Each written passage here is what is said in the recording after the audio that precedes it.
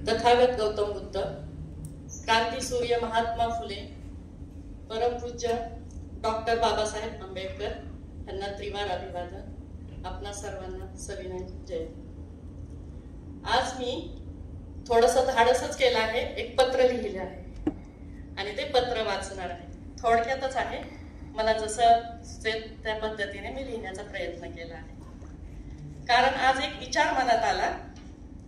आज बाबासाहेब आंबेडकर यांची जयंती, त्या निमित्ताने असा एक विचार मनात आला आणि तो विचार काळजाला भिडला की जर आज बाबासाहेब आपल्याशी बोलले असते किंवा बाबासाहेब आज आपल्या समोर उभे राहिले असते तर आपल्याशी त्यांनी आपल्याला काय संदेश दिला असता किंवा त्यांनी आपल्याशी कसा संवाद साधला असता.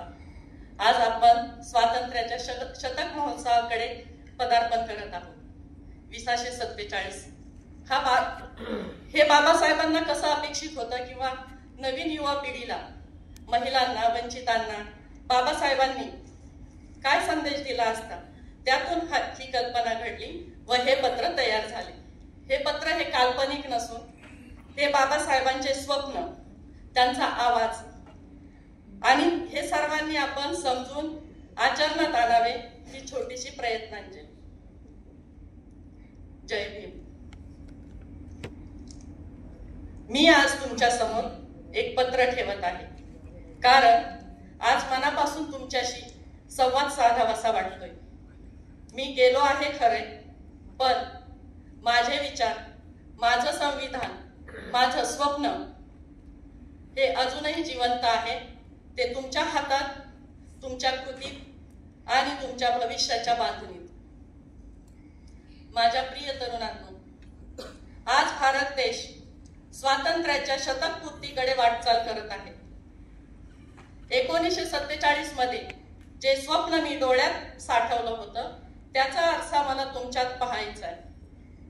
आजचा भारत केवळ भूतकाळाच्या आठवणीसाठी नाही तर भविष्यातल्या क्रांतीसाठी जागा आहे. तुमचं शौर्य, तुमची ऊर्जा, तुमची कर्तृत्व शक्ती हेच देशाचे भवितव्य ठरवतील. म्हणून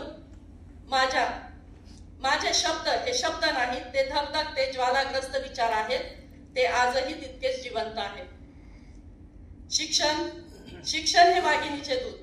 हे मी जेव्हा म्हणालो होतो की शिक्षण हे वाघिणीचे दूध, जो पिईल तो गुरगुरल्याशिवाय राहणार नाही, तेव्हा मी फक्त शब्द बोलत नव्हतो तर मी स्वतःचा जीवन संघर्ष मांडत होतो. आज तुमच्याकडे ज्ञानाच्या अनंत संधी आहेत, पण त्या केवळ तुमच्या यशासाठी नसून समाजाच्या उद्धारासाठी वापरल्या पाहिजे. तुम्ही या देशाचे भविष्य नाही, वर्तमान आहात. शिक्षण, संयम, संघर्ष ही तुमची खरी ओळख असली पाहिजे. आजची पुस्तके उद्याचे परिवर्तन घडवू शकतात जर तुम्ही ती मनाने उघडली तर. संविधान हा भारताचा आत्मा. त्यात मी माणसाला माणूस मानलं.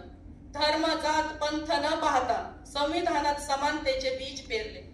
कारण मला असा भारत पाहायचा होता जिथे माणूस माणसाशी माणसासारखा वागेल. माझ्या भगिनींनो, स्त्री ही एक परिवर्तनाची शक्ती आहे. मनुस्मृती जाळणं ही केवळ प्रतिकात्मक कृती नव्हती, ती शेकडो वर्षाच्या अन्यायाला राखेतून नव्या स्त्री जागृतीची ठिणगी होती. समाज किती प्रगल्भ आहे हे जाणायचं असेल तर त्या समाजात स्त्रीला किती मान आहे ते पहा. स्त्री केवळ त्यागाची मूर्ती नसून ती बौद्धिक आणि सामाजिक परिवर्तनाची शक्ती आहे. तुम्ही मागे राहू नका. मंचावर या, मत मांडा, समाज घडवा. तुम्हाला शिक्षणाचा हक्क दिला, स्वतःचा आवाज दिला, कारण मला माहित होतं ज्या समाजात स्त्रीला आदर आहे तिथे माणुसकीचे तेज कायम असतं. आणि हो, आता 2047 स्वप्नाचं शतक, भारताच्या स्वातंत्र्याचं शतक पूर्ण होईल. माझ्या स्वप्नातला भारत म्हणजे जिथे शिक्षण हे केवळ हक्क नाही तर जीवनशैली असेल व गुणवत्तेने सर्वांना मिळेल.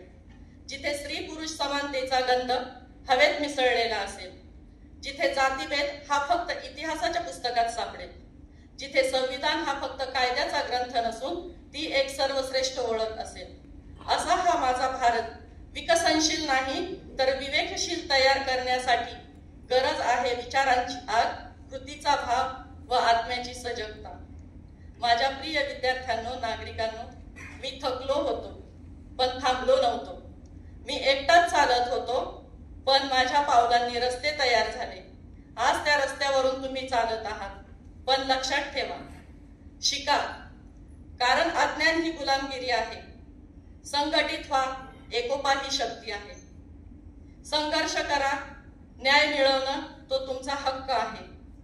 आणि सर्वात महत्वाचं, घडवा, कारण भारताचं भवितव्य तुमच्या हातात आहे. जय भीम.